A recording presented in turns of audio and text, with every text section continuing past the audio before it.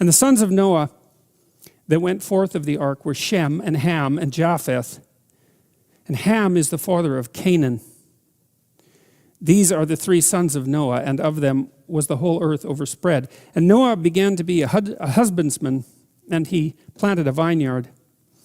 And he drank of the wine and was drunken, and he was uncovered within his tent.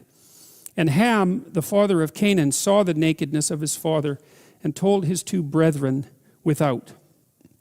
And Shem and Japheth took a garment and laid it upon both their shoulders and went backward, and covered the nakedness of their father, and their faces were backward, and they saw not their father's nakedness. And Noah awoke from his wine, and knew what his younger son had done unto him. And he said, Cursed be Canaan, a servant of servants shall he be unto his brethren. And he said, Blessed shall be the Lord God of Shem, and Canaan shall be his servant. And God shall enlarge Japheth, and he shall dwell in the tents of Shem, and Canaan shall be his servant. And Noah lived after the flood 350 years, and all the days of Noah were 950 years, and he died. And the whole earth was of one language and of one speech. Okay, so I remember thinking about this story. It's got to be 30 years ago. And I think the meaning of the story stood out for me. Sometimes, when you read complicated material, sometimes a piece of it will stand out. It's, for some reason, it's like it glitters, I suppose. That might be one way of thinking about it.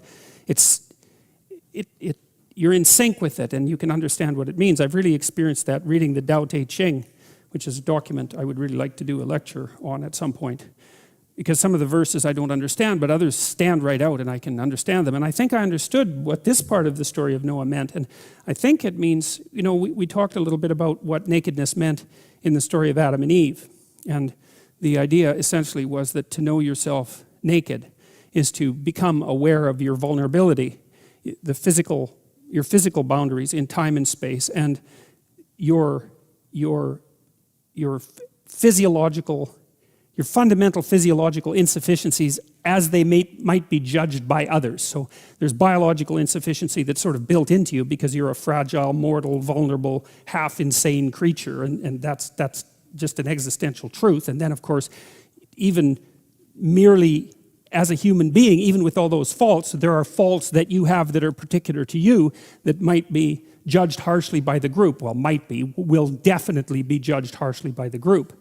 And so to become aware of your nakedness is to become self-conscious and to know your limits and to know your vulnerability. And that's what is revealed to Ham when he comes across his father naked. And so the question is, what does it mean to see your father naked? And it seems to me, and especially in an inappropriate manner like this, it's as if Ham, he does the same thing that happens in the Mesopotamian creation myth when Tiamat and Apsu give rise to the first gods.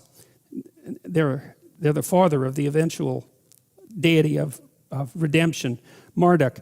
They're very careless and noisy, and they kill Apsu, their father, and attempt to inhabit his corpse. And that makes Tiamat enraged, and so she bursts forth from the darkness to do them in. It's like a precursor to the flood story, or an analog to the flood story. And I see the same thing happening here with Ham, is that he's insufficiently respectful of his father.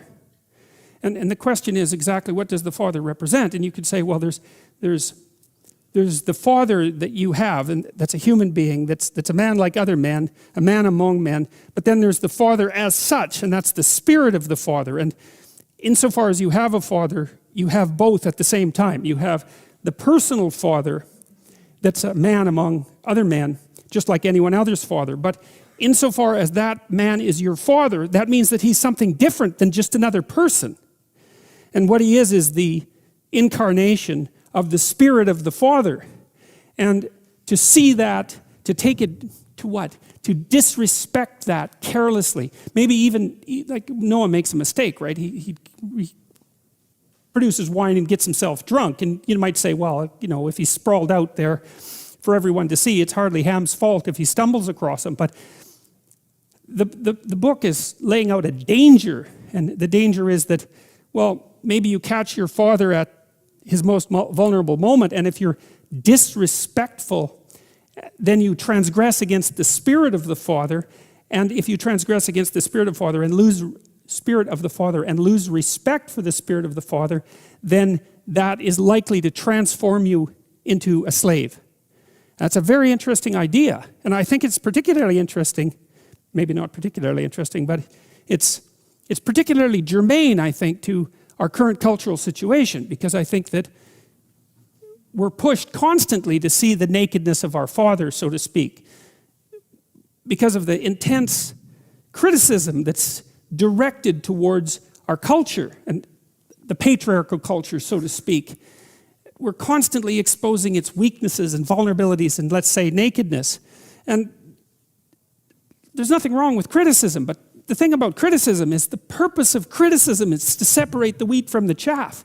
It's not to burn everything to the ground, right? It's to say, well, we're going to carefully look at this. We're going to carefully differentiate. We're going to keep what's good and we're going to move away from what's bad. But the point of the criticism isn't to identify everything as bad. It's to separate what's good from what's bad so that you can retain what's good and move towards it.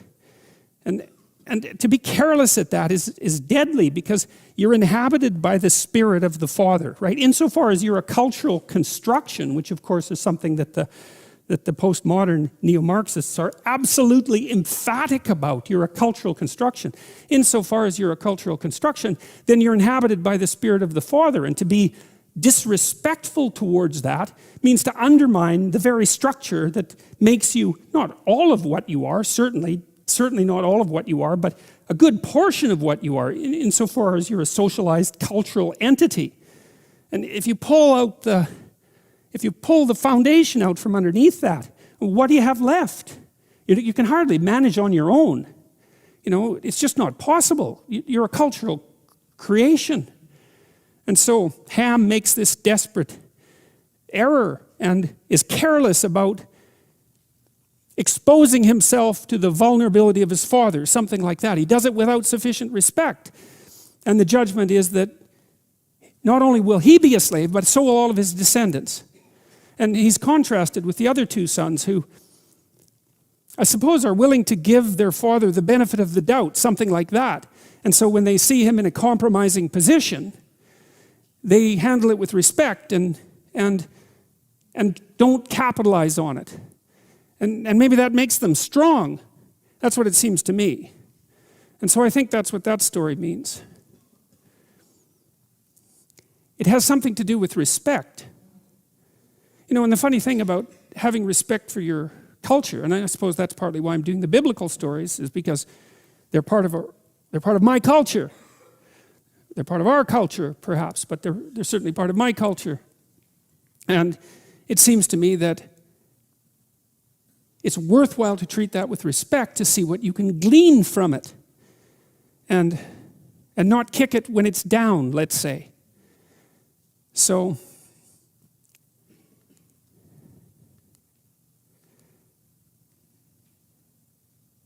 that's how the story of Noah ends, you know. And the thing too is Noah is actually a pretty decent incarnation of the Spirit of the Father, which I suppose is one of the things that makes Ham's misstep more egregious, is that, I mean, Noah just built an ark and got everybody through the flood, man, you know. It's not so bad. And so maybe the fact that he happened to drink too much wine one day wasn't enough to justify humiliating him. And you know, I don't think it's pushing the limits of symbolic interpretation to note on a daily basis that we're all contained in an ark, right? And that's the ark that, you could think about that as the ark that's been bequeathed to us by our forefathers. That's the tremendous infrastructure that we inhabit, that we take for granted, because it works so well, that protects us from things that we can't even imagine, and we don't have to imagine because we're so well protected.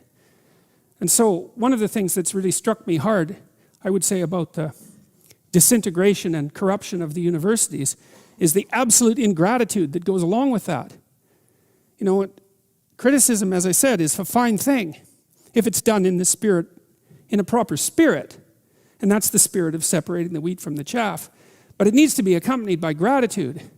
And it does seem to me that anyone who lives in the West, in the Western culture at this time in history and in this place.